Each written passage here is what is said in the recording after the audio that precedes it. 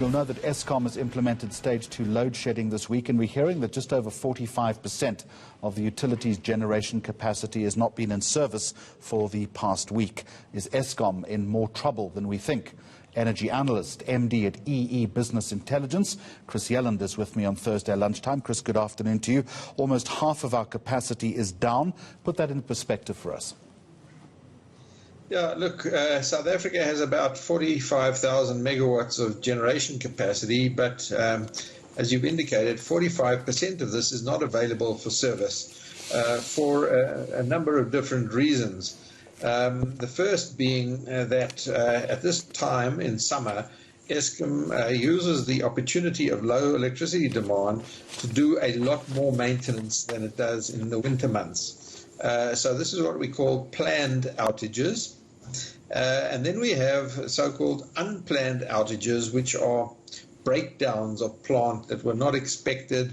And right now, Kuberg, one of the units is down, taking 900 megawatts out of service unexpectedly, leading to very high levels of so-called unplanned outages, reaching levels of about 8,000 megawatts, which is really very high. About 20% of the fleet is down for this purpose against a target of about 10%. And then lastly, we have what is called other outages. Other outages are generally outages beyond the control of Eskom, but for some reason which I'm not quite sure of, 3 units at Camden are out of service as a result of the ash dam being full, and Eskom cannot run this plant at full load, and therefore a number of units are out, and that is classified as other outage factors. And the combination of the three is leading to a situation where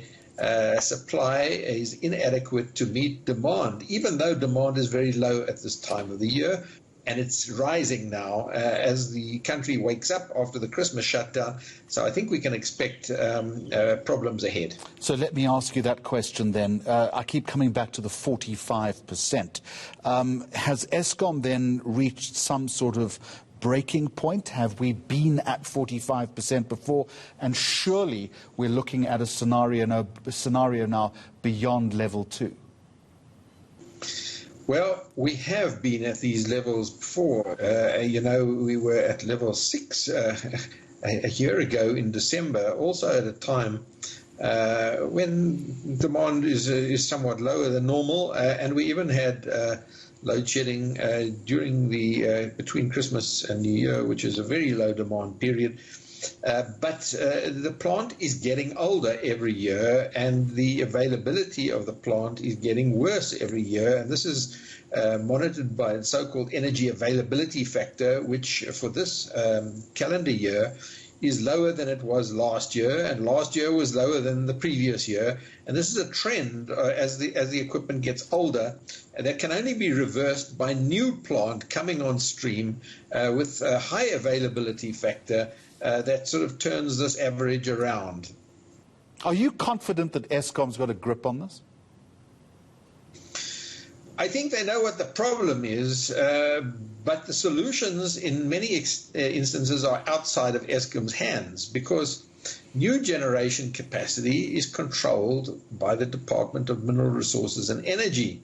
And this is done through the so-called Integrated Resource Plan for Electricity and a number of ministerial determinations by the Minister of Mineral Resources and Energy in a very much a central command and control type of planning process, which is done by the DMRE on behalf of the country.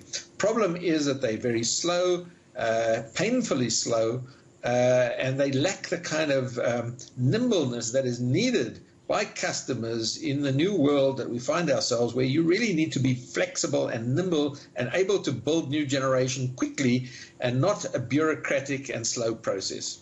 Chris Yelland, as always, thank you very much indeed. He analyzes the energy market. He's the MD at EE Business Intelligence.